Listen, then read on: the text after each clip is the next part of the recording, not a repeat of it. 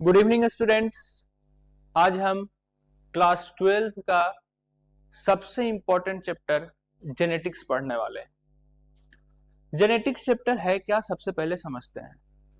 Genetics जो है वो जीव विज्ञान का एक शाखा है जिसमें हम वंशानुगति और विविधता का अध्ययन करते हैं।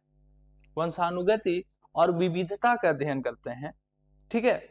तो एक्चुअली इस चैप्टर में पढ़ना ही क्या है हमको, तो इसमें हमें यह पढ़ना है कि माता पिता का जो गुण है वो बच्चों में जा किस प्रकार से रहा है, यही वंशागति कहलाता है। माता पिता का गुण संतान में पहुंचना वंशागति कहलाता है। अच्छा, जैसे में आंख का रंग, बाल का रंग, त्वचा का रंग, ये सब जो होता है एक पीढ़ी से दूसरे पीढ़ी में किस प्रकार से जा रहा है, इसका अध्ययन करने वाले हैं। तो एग्जाम पॉइंट ऑफ व्यू से ये चैप्टर बहुत ज्यादा इंपॉर्टेंट है और यह चैप्टर जो है उसका नाम है वंशागति एवं विविधता के क्या सिद्धांत। चैप्टर में ही है वंशागति, वंश मतलब एक पीढ़ी से दूसरे पीढ़ी में जाना, और विविधता अलग अलग चीजों को अलग अलग प्रकार से अलग अलग तरीके में या फिर अलग अलग भिन्न भिन्न तरीकों को देखना, भिन्न भिन्न चीजों को देखना विविधता कहलाता है ना। तो ये चैप्टर में हम जेनेटिक्स पढ़ने वाले हैं और ये बहुत ही इंपॉर्टेंट चैप्टर है 12th क्लास के लिए, एग्जाम पॉइंट ऑफ व्यू से और खुद के लिए भी, पढ़ाई के लिए भी और नॉलेज के लिए भी।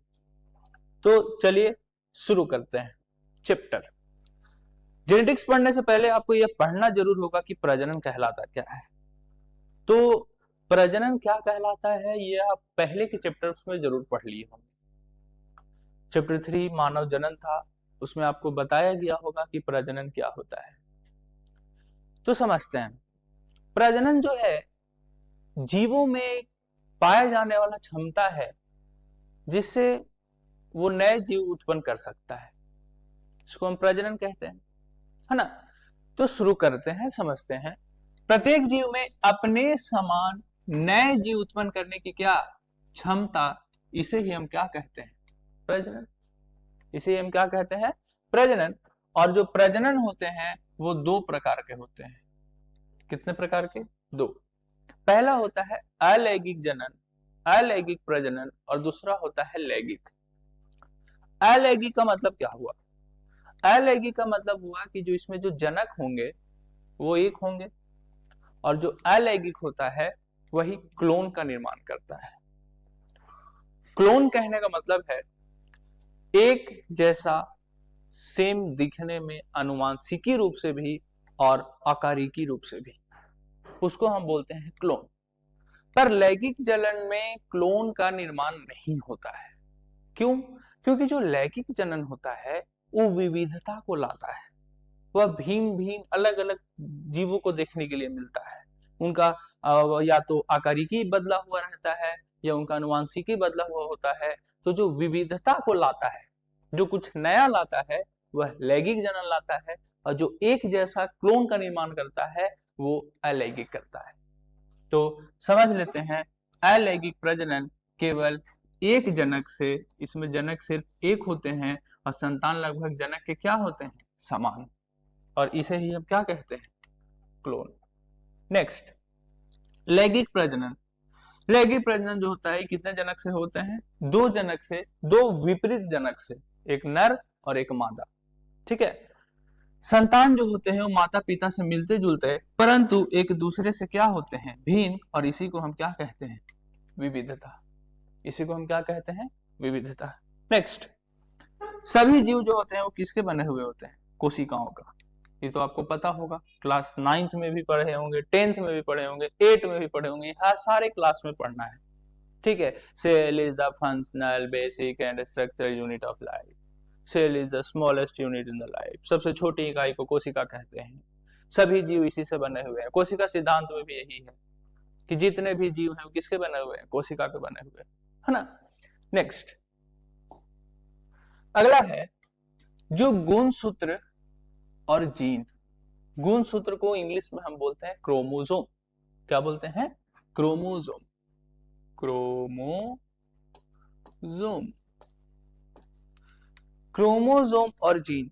सबसे पहले हम आपसे एक सवाल पूछना चाहते हैं, बताइएगा कि जो क्रोमोजोम होता है वो मनुष्य में कितना जोड़ा होता है? 23 जोड़ा। कितना जोड़ा? 23 जोड़ा। कहने का मतलब अगर हम संख्या का बात करें तो 46, हाँ या ना? चलिए, तो जो गुणसूत्र और जीन होता है इसके द्वारा गुणों का क्या होता है? निर्धारण। गुणों का क्या होता है? निर्धारण। माता पिता से संतान में पहुंचने वाले गुण को, माता पिता से अगर वो गुण संतान में पहुंच रहा है तो इसको हम बोलते हैं अनुवांशिक गुण। कौन गुण? अनुवांशिक गुण। गुणों का जो संचरण होता है यह अनुवांशिकता या वंशानुगति है। जो इनका जो संचरण है वो अनुवांशिकता या फिर क्या है? वंशानुगति। और यही दोनों का अध्ययन को ही हम अनुवांशिकी कहते हैं। लिखा हुआ है इसका अध्ययन। किसका अध्ययन? इसका अध्ययन कहने का मतलब है अनुवांशिकता का या फिर वंशानुगति का। अनुवांशिकता का या फिर वंशानुगति का, इसका अध्ययन को ही हम बोलते हैं अनुवांशिकी। और चैप्टर यही है जिसका नाम है जेनेटिक्स। ठीक, पार्ट 1 पढ़ रहे हैं जेनेटिक्स 12th क्लास में। पार्ट 2 दो पार्ट में डिवाइडेड है, तो अभी हम लोग पार्ट 1 पढ़ रहे हैं और ये पढ़ने के बाद हम पार्ट 2 को पढ़ेंगे। ठीक, जेनेटिक्स जो शब्द है इसका प्रयोग सबसे पहले 1906 में विलियम बेटसन ने किया था। किन्होंने किया था? William Bateson. यह वैज्ञानिक का नाम है। 1906 में कौन शब्द का प्रयोग किए थे? जेनेटिक शब्द का। ठीक है, next.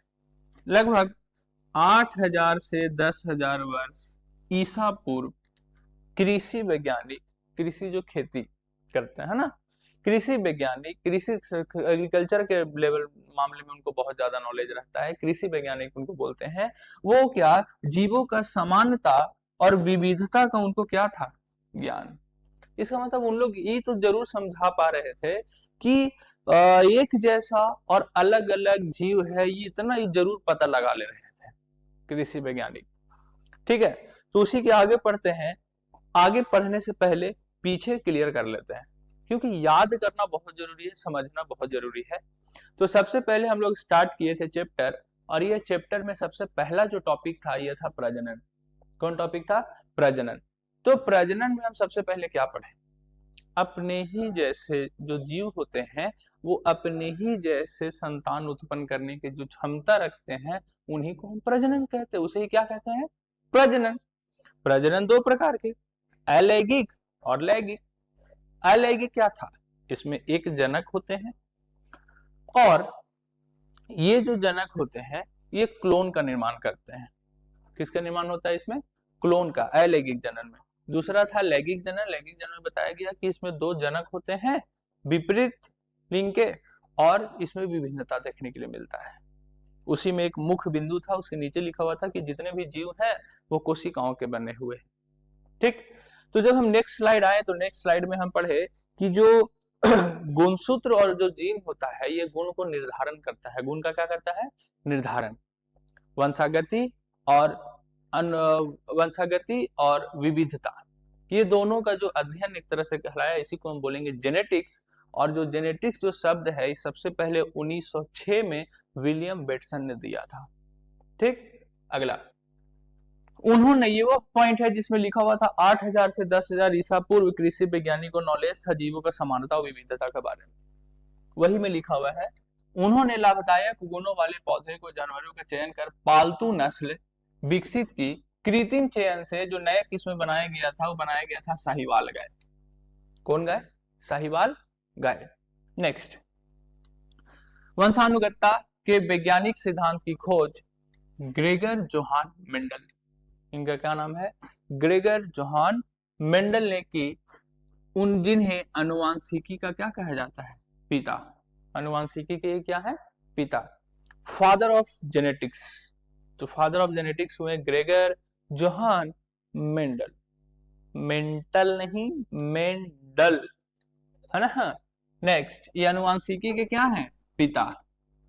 Gregor Johan Mendel Austria देश है, ऑस्ट्रिया के ब्रून के मठ के क्या थे? पादरी थे। कौन थे? ग्रेगर जोहान मेंडल, मतलब चर्च में रहते थे, समझिए, है ना। इनका जो जन्म हुआ था सिलीसियन गांव में हुआ था। वह गांव का नाम क्या था? सिलीसियन। कौन सा परिवार में हुआ था? किसान परिवार। किसान समझते हैं ना आप लोग? हाँ, किसान परिवार में इनका जन्म हुआ था। किनका? जेनेटिक्स का ना? नहीं, ग्रेगर जोहान मेंडल का। किनका? ग्रेगर जोहान मेंडल का, इनका।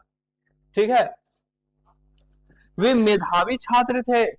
मेधावी मतलब बहुत तेज, आप लोग जितना तेज, आप लोग से भी ज्यादा तेज, है ना। आप लोग तो तेज नहीं है, आप लोग तो बस मोबाइल देखने के लिए वीडियो देखते हैं, है ना। तेज, बहुत तेज, बहुत तेज, इतना मेधावी स्टूडेंट थे, ब्रिलियंट, ब्रिलियंट स्टूडेंट थे। इसलिए कौन यूनिवर्सिटी में पढ़े थे? वियना यूनिवर्सिटी से भौतिक विज्ञान व वनस्पति विज्ञान का किए पढ़ाई। मतलब आप कह सकते हैं कि फिजिक्स और बॉटनी ये पढ़े वियना यूनिवर्सिटी में। कौन पढ़े? Gregor Johan Mendel. अगर आपसे पूछा जाए कृत्रिम तरीके से जो नया किस्म बनाया गया था वो किसान वैज्ञानिक के द्वारा, कृषि वैज्ञानिक के द्वारा, वो क्या था? साहिवाल गाय। कृत्रिम रूप से इनको संचयन किया गया था। ठीक है। उसके बाद हम लोग पढ़े कि जो ग्रेगर जोहान मेंडल है वो अनुवांशिकी के पिता है। किसके पिता है? अनुवांशिकी के पिता है, फादर ऑफ जेनेटिक्स इन्हें कहा जाता है। और ये वियना यूनिवर्सिटी से पढ़े थे फिजिक्स और बॉटनी। उससे पहले अगर हम इनका बात करें तो इनका जो जन्म हुआ था वो सिलीसियन गांव में हुआ था। सिलीसियन गांव में किसान परिवार में हुआ था। ठीक है। ग्रेगर जोहान जो है मेंडल जो है ये ऑस्ट्रिया देश के ब्रून के मठ के पादरी थे। ठीक है। और इनका जो जन्म हुआ था वो सिलीसियन गांव में हुआ था, किसान परिवार में हुआ था। और बहुत तेज स्टूडेंट थे, बहुत मेधावी स्टूडेंट थे, पढ़ने में बहुत तेज थे। इसलिए इनको वियना यूनिवर्सिटी से ये फिजिक्स और बॉटनी पढ़े। ठीक है। 1854 में, कब? 1854 में वे विज्ञान के क्या बन गए? अध्यापक। लो भैया, टीचर भी बन गए। कौन विषय के? विज्ञान के। अब सोचने वाला बात है भैया कि फिजिक्स और बॉटनी पढ़े हैं, विज्ञान के ही मास्टर बनेंगे, है ना। नेक्स्ट, 1856 में, 54 में टीचर बने थे, 1854 में वह विज्ञान के अध्यापक बने थे। इसके पहले वाले स्लाइड में ये बात लिखा हुआ था, है ना। तो 1856 में उन्होंने मटर, पाइसम स्टीबम के पौधे पर संकरण प्रयोग शुरू किया जो 7 वर्ष तक चला था, 1856 से लेकर 1863 तक। तो आप 10th क्लास में तो इतना जरूर पढ़े होंगे, 10th क्लास में तो आपको इतना पता होगा कि जो ग्रेगर जोहान मेंडल है वो मटर पे एक्सपेरिमेंट कर रहे थे, है ना। तो 10th क्लास में आप लोग यह जरूर पढ़े होंगे, एक संकर क्रॉस और द्विसंकर क्रॉस, मोनो हाइब्रिड क्रॉस और डाई हाइब्रिड क्रॉस। ठीक है। तो इसमें हुआ क्या कि वही जस्ट मटर का ही एक्सपेरिमेंट जो इनका है वो इतना प्रचलित हुआ जिसके कारण ये फेमस हुए। ठीक है। तो ये मटर पे एक्सपेरिमेंट कर रहे थे। ठीक है। तो मटर पे एक्सपेरिमेंट कर रहे थे तो एक्सपेरिमेंट चला इनका 7 वर्ष तक, 7 साल तक वो एक्सपेरिमेंट लगातार उनका चला। ठीक है। जिसमें वह चला 1856 से लेके 1863 तक। याद रखिएगा, वियना यूनिवर्सिटी से वह फिजिक्स और बॉटनी पढ़े तो 1854 में वह विज्ञान के अध्यापक बने, 54 में अध्यापक बने और 56 से प्रयोग शुरू किए जो कि 7 साल तक चला, मतलब 63 तक। क्लियर है। नेक्स्ट, उन्होंने स्वपरागन और परपरागन से विभिन्न लक्षणों का अध्ययन किया और सांख्यिकीय आंकड़े तैयार किए। तो जाहिर सी बात है कि जब वो एक्सपेरिमेंट कर रहे होंगे तो जो भी रिजल्ट आ रहा होगा उसको कोई ना कोई नंबर से वो सूचित जरूर कर रहे होंगे। ठीक है। तो एक तरह से सांख्यिकीय आंकड़ा तैयार किए, स्व परागन कराए, पर परागन कराए, बस वो एक्सपेरिमेंट कर रहे थे मटर पे। ठीक है। वो मटर पे एक्सपेरिमेंट कर रहे थे। 1865 में उन्होंने यह कार्य नेचुरल हिस्टोरिकल सोसाइटी ऑफ ब्रून में प्रस्तुत किया। यहां पास नेचुरल हिस्टोरिकल सोसाइटी ऑफ ब्रून 1865 में यह प्रकट किए, वहां प्रस्तुत किए कि हम मटर पे एक्सपेरिमेंट किए। बाद में जब यह बैठक में सबको ठीक लगा तो 1866 में यह इनका जितना भी मटर पे किया गया प्रयोग था वह प्रकाशित हो गया, पब्लिश हो गया। तो याद रखिएगा 1854 में वो विज्ञान का अध्यापक बने। 1856 से लेके 1863 तक 7 साल तक वो एक्सपेरिमेंट किए मटर पे। मटर का वैज्ञानिक नाम पाइसम सटिवम होता है, ठीक है। 1865 में नेचुरल हिस्टोरिकल सोसाइटी ऑफ ब्रून यहां पास जाके वह प्रस्तुत किए थे और 1856 में फाइनली वह प्रकाशित भी हो गया, ठीक है। परंतु उस समय ध्यान जो है वो चार्ल्स डार्विन के सिद्धांत पर था, इसलिए मेंडल का जो पहचान नहीं मिल पाया।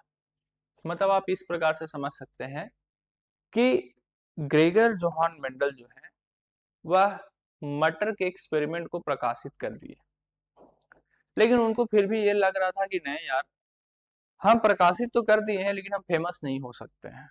क्यों? क्योंकि उस समय जो सबसे ज्यादा प्रचलित था, जो सबसे ज्यादा चल रहा था वो था डार्विन, चार्ल्स डार्विन। तो उनका ध्यान उन पे चला गया कि नहीं, जो चार्ल्स डार्विन है इनका सिद्धांत ये मेरे से भी सर्वश्रेष्ठ है, इनके बारे में सब लोग पढ़ रहे हैं, तो मेरे मटर के एक्सपेरिमेंट के बारे में क्या ही पढ़ेंगे, है ना। तो 1884 में उनकी मृत्यु हो गई बिना सम्मान के। मतलब 1884 में वो अलविदा कह दिए दोस्तों।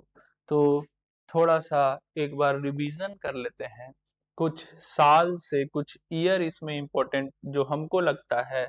1854 1854 के अगर हम पहले का बात बताएं तो जो ग्रेगर जोहान मेंडल थे वो वियना यूनिवर्सिटी से फिजिक्स और बॉटनी पढ़े, है ना। 1854 में ही बने टीचर, ये बन गया क्या चीज, टीचर, अध्यापक बने बाबू, ठीक है। 1856 से लेकर 63 तक 7 साल तक प्रयोग किए मटर पे। किस पे प्रयोग किए? मटर पे। एक्सपेरिमेंट होने के बाद 1865 में ये नेचुरल हिस्टोरिकल सोसाइटी ऑफ ब्रून में प्रस्तुत किए कि भैया हम मटर पे एक्सपेरिमेंट किए हैं, तो यह प्रस्तुत किए नेचुरल हिस्टोरिकल सोसाइटी ऑफ ब्रून में। क्लियर है? तो 1866 में यह जाके प्रकाशित भी हो गया। क्या हो गया? प्रकाशित। और 1884 में ये इनका क्या हो गया? मृत्यु। तो क्या हो गया? मृत्यु। तो इसके पहले के स्लाइड से हम लोगों ने क्या पढ़ा? इसके पहले के स्लाइड से हम लोगों ने पढ़ा कि ग्रेगर जोहान मेंडल आनुवंशिकी के पिता हैं, फादर ऑफ जेनेटिक्स इनको बोला जाता है। ये ऑस्ट्रिया देश के ब्रून के मठ के पादरी थे, जिनका जन्म जो हुआ वो एक सिलिसियन गांव में जन्म हुआ, किसान परिवार में हुआ। लेकिन उनमें एक चीज सबसे अच्छा था कि वो मेधावी स्टूडेंट थे, बहुत तेज स्टूडेंट थे, तेज छात्र थे। और ये वियना यूनिवर्सिटी से फिजिक्स और बॉटनी का पढ़ाई किए। फिजिक्स और बॉटनी पढ़ने के बाद 1854 में यह अध्यापक बन जाते हैं, टीचर बन जाते हैं। 1856 और 1863 मतलब 1856 से ही मटर पे एक्सपेरिमेंट करना शुरू कर देते हैं, जो चलता है 7 साल तक। ये एक्सपेरिमेंट के दौरान उस पे स्वः परागण किए, पर परागण किए, बहुत सारा किए और सांख्यिकीय आंकड़ा तैयार किए। 7 साल तक मेहनत के बाद इनको फाइनली 1863 में यह सफलता मिली कि हाँ, हम जो मटर पे एक्सपेरिमेंट किए हैं वो एकदम सही किए हैं। तो 1865 में नेचुरल हिस्टोरिकल सोसाइटी ऑफ ब्रून एक बैठक में यह जाके यह बात को रखे, यह बात को प्रस्तुत किए कि हाँ, हम इस प्रकार से एक्सपेरिमेंट किए हैं और सफल भी रहा है। तो फाइनली 1866 में वह प्रकाशित हो जाता है। प्रकाशित होने के बाद भी वो फेमस नहीं होते हैं। क्यों नहीं होते हैं? क्योंकि उस समय जो चार्ल्स डार्विन थे इनका नाम सबसे ज्यादा था, यह सबसे ज्यादा महान थे उस समय। तो इसलिए उनका ध्यान बहुत लोग जो प्रकाशित हुआ तो उनके बारे में ना पढ़ के डार्विन के बारे में पढ़ रहे थे और 1884 में इनका मृत्यु हो जाता है। तो अब मन में एक सवाल जरूर आ रहा होगा कि सर मृत्यु हो गया, आनुवांशिकी के पिता कहलाए कैसे? तो जस्ट इसी के आगे है पढ़ना बाबू कि वह मर तो गए लेकिन उनको कोई फिर से एक तरह से उनके बात को जिंदा रखा, एक्सपेरिमेंट को पढ़ा, एक्सपेरिमेंट के बारे में रिसर्च किया कि हाँ ग्रेगर जोहान मेंडल जो है इस प्रकार से लिखे थे, इस प्रकार से लिखे थे, इस प्रकार से लिखे थे, और बाद में वह नाम उनका बना बाद में। ठीक है, तो इनको 3 वैज्ञानिक मिलकर उजागर किए इनके सिद्धांतों को। ग्रेगर जोहान मेंडल को एक तरह से फिर से जिंदा किए हैं पढ़ लेने के बाद। वह है 1900 में 3 वैज्ञानिक जिनका नाम है Hugo de Vries, Carl Correns और इरिक वोन शेरमार्क। ये 3 वैज्ञानिक हैं। कौन कौन है? Hugo de Vries, Carl Correns, Erich von Tschermak ने उनके प्रयोग को दोहराकर पुष्टिकरण किया। दोहराकर मतलब समझ में आ गया? बस उनके सिद्धांत को एक बार फिर से, ठीक है, पढ़ा, दोहराया कि अच्छा इस प्रकार से लिखा हुआ था, प्रकाशित तो हो गया था ना, तो इन लोगों ने पढ़ा और इनको फिर से उजागर कर दिया ग्रेगर जोहान मेंडल को। इन्हीं की वजह से मेंडल के निष्कर्षों को वंशागति के नियम के रूप में क्या मिली? मान्यता। तो अब तो आपको बात समझ में आ रहा होगा कि वो डेथ कर गए जब 1884 ईस्वी में जब मर गए, तो उन वहां तब तक वह फेमस नहीं थे।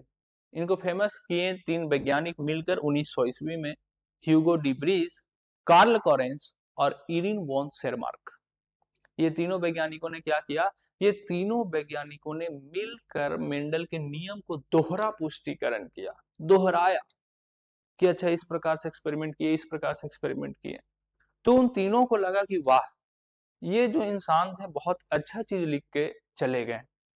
तो उन्हीं के नियम को फिर से जिंदा किए और उनके नियम को कहा गया वंशागति के नियम, और यह नियम इतना प्रचलित हो गया जिसके कारण ये आनुवांशिकी के पिता भी कहलाए, फादर ऑफ जेनेटिक्स भी कहलाए। ठीक है, नेक्स्ट, मेंडल के प्रयोग में प्रस्तुत होने वाले पौधे। ठीक है, मेंडल ने मटर, जिसका जो वैज्ञानिक नाम होता है वो होता है पाइसम सेटिवम, के पौधों को चुनाव इन कारण से किया। तो जाहिर सी बात है ये तो पढ़ना होगा कि भैया मटर ही क्यों, फूलगोभी क्यों नहीं, आलू क्यों नहीं, टमाटर क्यों नहीं, मूली क्यों नहीं, है ना? समझते हैं। मटर चुनने का कारण, पहला है कारण इनकी कई प्रजातियां उपलब्ध थी और यह लंबे समय से उगाया जाता था। ठीक है, बहुत पहले से उगाया जाता था, पहला रीजन तो ये हुआ। दूसरा, शुद्ध प्रजाति आसानी से क्या हो जाता था? मिल जाता था। कौन प्रजाति? शुद्ध। विपरीत लक्षण जैसे में लंबा, बौना, हरा, पीला की क्या थी इसमें? उपस्थिति थी। ठीक है, लंबा, बौना, हरा, पीला, ये सब की क्या थी? उपस्थिति। इसे आसानी से उगाया जा सकता था। ये तो एकदम सटीक कारण हुआ कि हाँ भैया आसानी से उगाया जा सकता था। और इसका जो जीवन चक्र था वो क्या था? छोटा, मतलब वार्षिक, वर्ष भर, है ना? प्रत्येक पौधे से क्या मिलते थे? अधिक बीज मिलते थे। इसके पुष्प द्विलिंगी वह मुख्यतः स्वपरागित होते हैं। कैसे थे पुष्प? द्विलिंगी। पता है ना एक लिंगी और द्विलिंगी किसे कहते हैं? गुड। मुख्यतः क्या होते हैं? स्वपरागित होते हैं, पर कृत्रिम परागण भी कराया जा सकता है। ये सब कारण कि वो मटर क्यों चुने, फूलगोभी क्यों नहीं, है ना? प्राकृतिक परागण की संभावना क्या थी? कम, जिससे नियंत्रित संकरण का था? सरल था, मतलब कम चांसेस था, है ना? संकरण द्वारा नए संकर पौधे आसानी से क्या होते थे? प्राप्त। फिर से मटर क्यों चुने? मटर चुनने का रीजन था ये लंबे समय से उगाया जा रहा था, बहुत पहले से उगाया जा रहा था। और जो दूसरा है, इसका जो शुद्ध प्रजाति है वो आसानी से क्या हो रहा था? मिल रहा था। विपरीत लक्षण जिसमें लंबा, बौना, हरा, पीला, इसका उपस्थिति था। उपस्थिति होने के बाद इसको आसानी से क्या किया जा सकता था, उगाया जा सकता था आसानी से, और इसका जो जीवन चक्र था क्या था, छोटा, वार्षिक। इसका अब जो बीज था वो अधिक मिलता था, है ना। पुष्प इसके क्या थे, द्विलिंगी, द्विलिंगी थे, और यह क्या होते थे, स्वपरागित कर सकते थे। प्राकृतिक परागण की संभावना इसमें क्या थी, कम। तो जाहिर सी बात है कि इसका जो नियंत्रण संकरण था वो सरल था, आसान था, हार्ड नहीं था। संकरण द्वारा नए संकर पौधे आसानी से क्या हो सकते थे, प्राप्त। नेक्स्ट, मेंडल के सफलता के कारण। आज हम उनके बारे में पढ़ लिए, और जो सफलता है ये हम कल पढ़ेंगे। तो इससे पहले एक बार कंप्लीट रिवीजन कर लेते हैं। सबसे पहले टॉपिक पढ़े प्रजनन। प्रजनन में था कि अपने ही जैसे जीव उत्पन्न करने की क्षमता को प्रजनन कहते हैं। प्रजनन दो प्रकार के होते हैं, अलैंगिक और लैंगिक। अलैंगिक में जनक एक और लैंगिक में जनक दो। अलैंगिक में क्लोन का निर्माण होता है और लैंगिक में विभिन्नता देखने के लिए मिलता है। उसके बाद पढ़े थे हम लोग कि जो गुणसूत्र और जीन होता है ये गुणों का निर्धारण करता है। जो माता पिता से गुण जो संतान में पहुंचता है उसको हम अनुवांशिक गुण बोलते हैं, अनुवांशिक गुण। ठीक है, ठीक है। और ये जो होता है वंशानुगतीय विभिन्नता के अध्ययन को ही अनुवांशिकी कहते हैं, जेनेटिक्स कहते हैं। तो जो जेनेटिक्स शब्द है उसका खोज 1906 में विलियम वेटसन किए थे।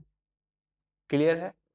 साहिवाल गाय जो है कृत्रिम तरीके से उनको बनाया गया था, उगाया गया था कृत्रिम तरीके से, कि हाँ विभिन्नता का नॉलेज हो गया था उस समय कृषि वैज्ञानिक को, समानता पहचान चुके थे, विभिन्नता पहचान चुके थे। तो जो साहिवाल गाय है उसी में से एक है, कृत्रिम चयन के द्वारा किया गया है वो।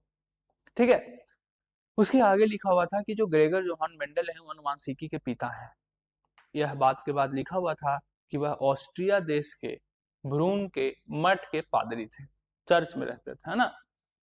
लेकिन इनका जो जन्म हुआ था वह सिलिसियन गांव में हुआ था, किसान परिवार में हुआ था। उसके बाद लिखा हुआ था कि वियना यूनिवर्सिटी से, हाँ वियना यूनिवर्सिटी से ग्रेगर जोहान मेंडल ने फिजिक्स और बोटनी को पढ़ा।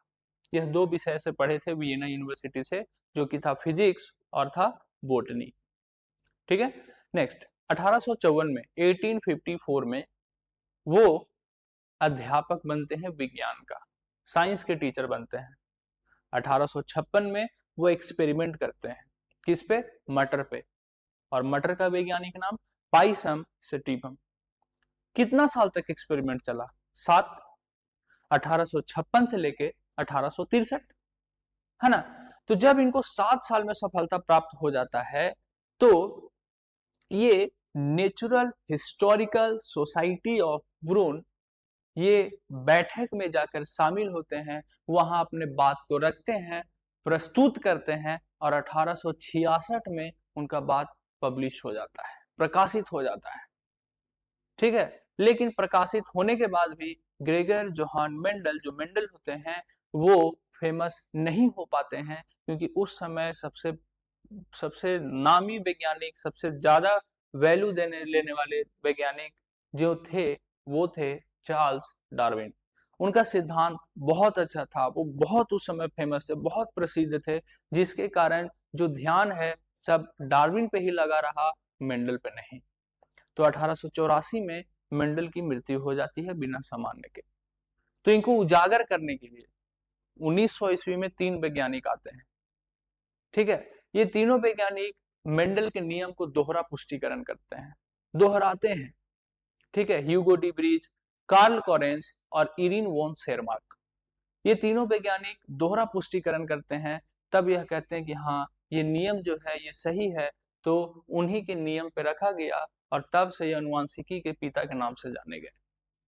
अब उसमें सबसे पहले पढ़ने वाली बात जो टॉपिक में था कि वो मटर को ही क्यों चुने, बाकी को क्यों नहीं चुने। तो इसके पीछे बहुत सारा रीजन है। सबसे पहला रीजन कि जो मटर होता है उसका जीवन चक्र छोटा होता है, मतलब वार्षिक होता है, आसानी से उगाया जा सकता था। इसके जो पुष्प थे वो द्विलिंगी होते थे, जिसके कारण ये स्वः परागित हो जाते थे। ठीक है। और ये जो है कम, इनमें सबसे ज्यादा बीज उपलब्ध होते थे। समझा रहा है, कम समय में अधिक होते हैं, आप ये भी बात बोल सकते थे। बीज का उत्पादन ज्यादा होता है। अच्छा, लंबा, बौना, हरा, पीला, ये अलग अलग विपरीत गुण भी इसमें आता है। जिसके कारण इस पे एक्सपेरिमेंट करना इनके लिए बहुत आसान था। इतना पढ़ने के बाद जो सफलता है वो हम इसको कल कवर करेंगे। आज के लिए इतना ही। विशेष कल। धन्यवाद।